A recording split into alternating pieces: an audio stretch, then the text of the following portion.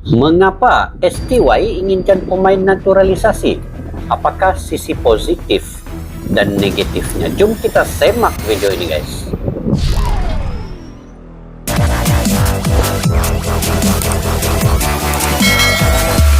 Assalamualaikum dan salam sejahtera. Selamat bertemu kembali di channel Askalani Studio. Kepada yang sudah sudi bertandang ke channel ini, saya mengucapkan ribuan terima kasih. Yang sudah subscribe ke channel ini juga, semoga Anda dimurahkan rezeki, diberikan kesehatan dan juga sentiasa sukses kalian dalam apa jua bidang yang kalian usahakan, guys. Dan sentiasa kalian dilindungi dan dirahmati oleh Allah SWT. Jaga kesehatan masing-masing, guys. Dengan kesehatan kita dapat bekerja, mencari nafkah, dan juga kita dapat beribadat kepada Allah SWT. Oke, guys, pada hari ini satu lagi video terkait dengan sepak bola Indonesia dan terkait dengan pelatih Indonesia yaitu Shin Tae-yong STY ini.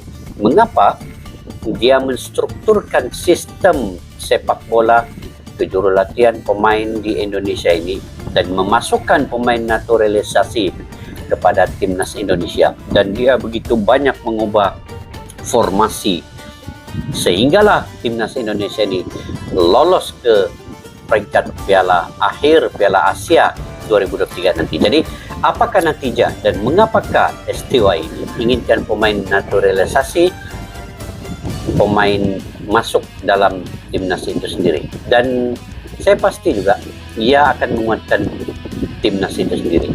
Jadi kita semak video ini, guys. Video ini daripada mana?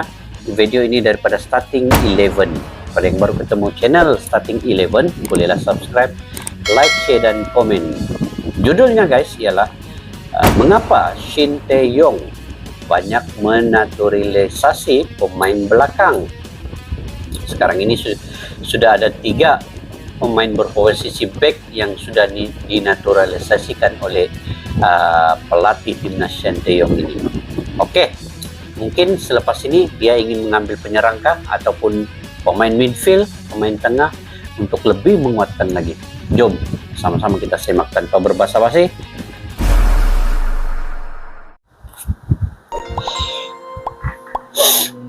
Starting 11. Para penggemar timnas Indonesia pasti sedang menanti kapan pemain naturalisasi era Shin Tae-yong melakoni debutnya di pertandingan resmi timnas Indonesia. Kebetulan pemain yang dipilih Shin Tae-yong hampir semuanya berposisi sebagai back. Tentu saja soal naturalisasi pemain ini menyisakan rasa trauma, mengingat dulu pemain seperti Otavio Dutra, Fabiano Beltram, dan Bio Pauline juga dinaturalisasi, tapi hasilnya nihil. Apalagi proyek naturalisasi ini hanya dimanfaatkan untuk mengakali kuota pemain asing di Liga 1. Namun, proyek kali ini meski serupa tapi tak sama. PSSI dan Coach Shin melakukan dengan cara mengumpulkan para pemain keturunan Indonesia yang tersebar di berbagai belahan dunia untuk ditawari kewarganegaraan Indonesia guna membela skuad Garuda. Tapi kenapa yang dicari justru pemain belakang? Bukankah timnas Indonesia masih membutuhkan juru gedor karena strikernya banyak yang boncos? Shin Tae-yong memang sudah merencanakan proyek naturalisasi untuk menambah kekuatan timnas Indonesia. Hal itu disambut baik oleh pemerintah dan federasi. Akan tetapi, tentu saja pemerintah akan selektif dalam program naturalisasi kali ini. Ya, supaya tidak sia-sia seperti yang dulu-dulu. Betul. Tentu dengan dukungan yang didapat dari pemerintah dan federasi, Shin Tae-yong tidak menyia-nyiakan kesempatan ini. Coach Shin pun tidak sembarangan dalam memilih pemain yang akan dinaturalisasi. Bahkan ia butuh 1 tahun lebih hingga akhirnya menentukan 4 nama awal yang bakal diajukan ke PSSI. 4 nama awal yang diajukan oleh Shin Tae-yong kepada Federasi Sepak Bola Indonesia adalah Jordi Amat, Sandy Walsh, Miss Hilgers, dan Kevin Dix.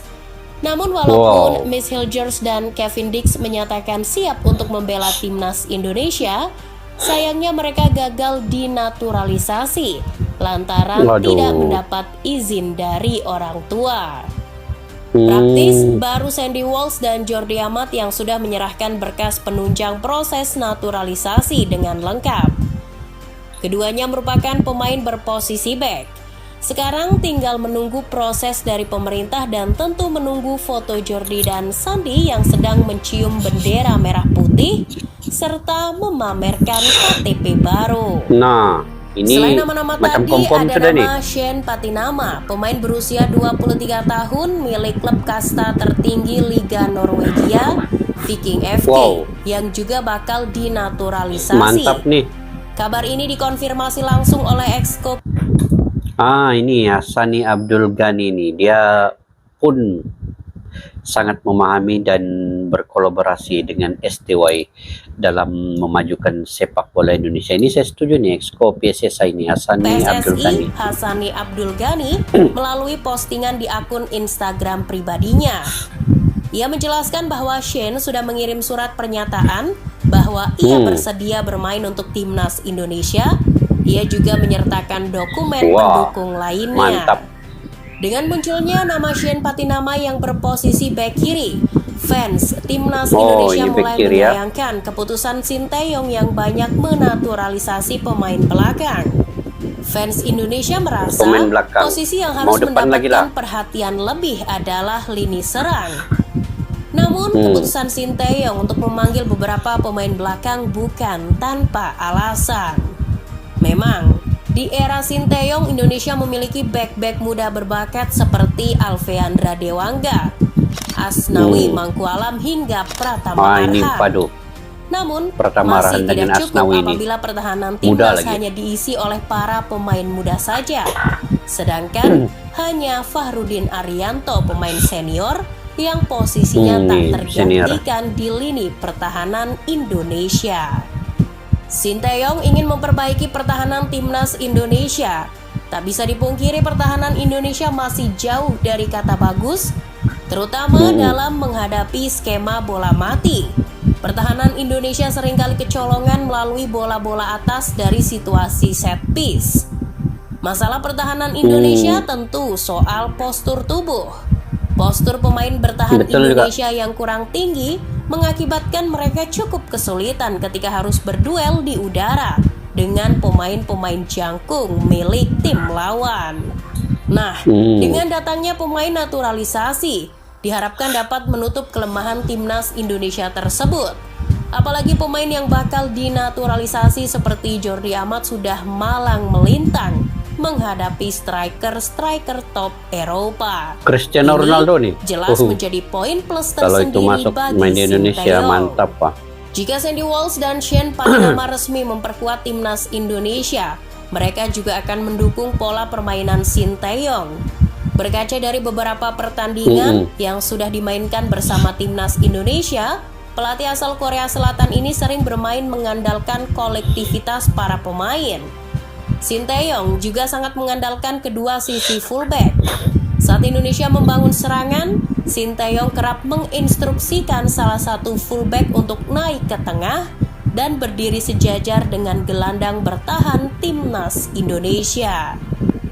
Dari situasi inilah Coach Shin sangat membutuhkan pemain fullback dengan kontrol bola yang bagus serta memiliki ketenangan yang tinggi agar dapat Asnawi menciptakan lini tengah Arhan. yang kuat dan variatif.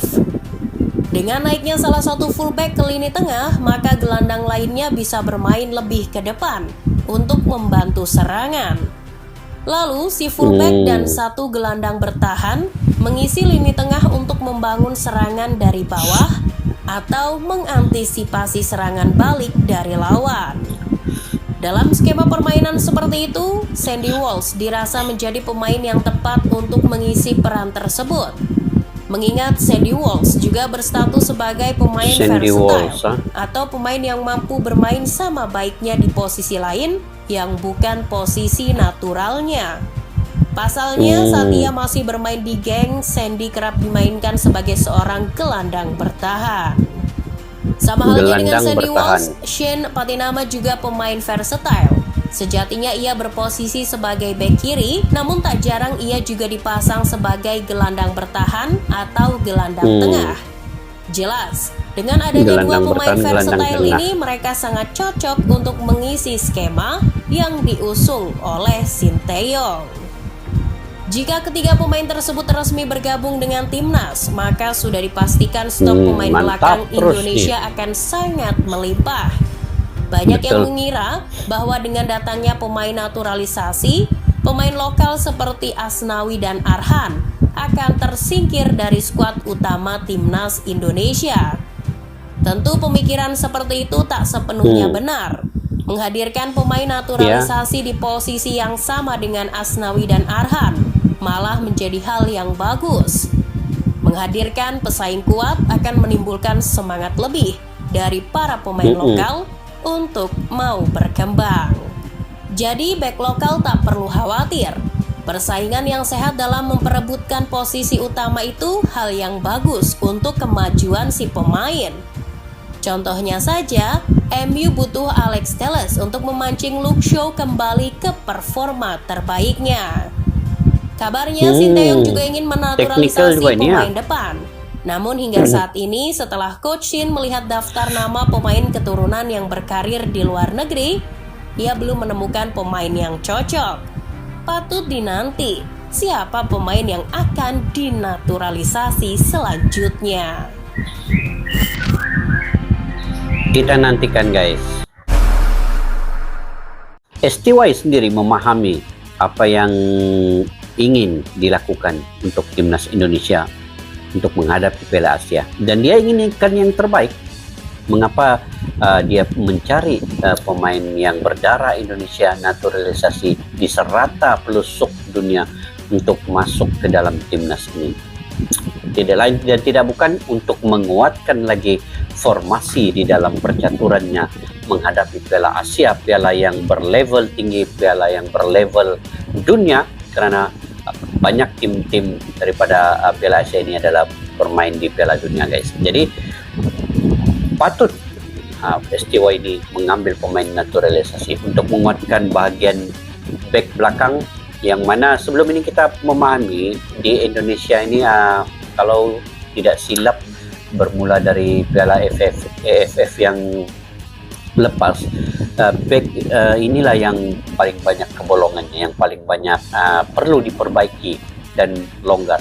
Karena betul apa yang diinfokan oleh admin ini tadi, setiap kali bola mati ini sepatutnya ada pemain back tengah yang tinggi-tinggi yang perlu menyaingi pihak lawan. Jadi ini sesuai dimasukkan pemain naturalisasi ini, yang mana pemain ini tinggi-tinggi yang boleh menyaingi untuk bola mati, dan ini lebih menguatkan lagi di bagian pertahanan. Oke, kalau untuk di timnas Indonesia ini saya menjangkakan penjaga gol sudah cukup baik, yaitu Nadio. Ini biar kekal untuk 5-6 tahun akan datang, sebab pemain penjaga gol ini begitu berprestasi tinggi. Kalau saya melihatnya di antara tim di Asia Tenggara ini, Indonesia boleh dikategorikan penjaga gol adalah penjaga gol yang paling terbaik, nomor 1 ketika ini ya. Ketika ini kita tidak tahu lagi 2-3 tahun akan datang bagaimana, tapi sekarang ini Nadio punya satu prestasi yang paling tertinggi ketika ini di Indonesia. Dan untuk pertahanan back tengah, kiri dan kanan walaupun ada Asnawi, ada Arhan dan juga pemain-pemain lain, tetapi perlu lagi diperkuatkan. Sekarang ada Elkin Bagot bermain di back tengah. Jika dia digabungkan lagi dengan Sandy Walsh dan juga Jordan Amat ini tadi, ini memungkinkan lagi ya menguatkan lagi di pemain-pemain back ini. Kemudian di gelandang tengah pula, sekiranya ada satu lagi pemain naturalisasi untuk mengemudi di bagian tengah Indonesia ini, membantu Sadil, membantu Witan, membantu Rahmat Irianto dan juga Egy Maulana untuk pas bola, untuk true ball kepada mereka. Ini lagi lebih menajamkan lagi serangan guys, dan ini dapat memberi fokus kepada pemain-pemain untuk mencetak gol selepas ini. Jadi itulah mengapa STY inginkan pemain naturalisasi masuk ke dalam tim Indonesia ini. Dan Kita sedia maklum juga STY ini bukan calang-calang pelatih guys. Dia telah memikirkan 5 tahun ke depan. Dia telah memikirkan timnas Indonesia ini 10 tahun ke depan untuk bagaimana dia memformasi, mencantumkan pemain naturalisasi dan lokal, dan juga seterusnya. Dia inginkan persatuan sepak bola Indonesia sama-sama menggebleng tenaga memastikan timnas Indonesia ke landasan yang lebih baik. Ini telah terbukti guys apabila timnas Indonesia ini lolos ke peringkat akhir Piala Asia 2023 melalui sentuhan STY hanya 2 tahun saja. Kalaulah dia diberikan 5 tahun, bagaimana kita melihat timnas Indonesia ke depannya? Sudah tentu lebih menyengat dan mendunia lagi guys. Dan saya memikirkan guys, STY ini telah banyak merubah wajah sepak bola di Indonesia. Bukan sahaja dari segi apa nih guys, susunan pemain, tetapi dia telah memikirkan untuk pemain-pemain muda yang mana mentalnya, yang mana disiplin, pengembangan fisikalnya itu juga sebenarnya diambil kira oleh STY ini. Bukan sahaja bakat, tetapi dari segi semua segi, dari segi postur tubuhnya, pengalaman bermain di luar negeri, melihat kepada pemain lokal itu bermain untuk klub itu, bagaimana momentum dan konsistennya pemain itu pun diambil kira oleh STY ya untuk dia masukkan dalam timnas ini. Oke, saya ingat itu saja. Jika kalian juga punya pandangan dan pendapat tersendiri, bolehlah komentar di ruangan kolom di bawah. Sama-sama kita menerima info daripada kalian. Oke, sampai kita berjumpa lagi di video yang akan datang. Salam silaturahmi, majulah sukan untuk negara. Assalamualaikum, bye bye.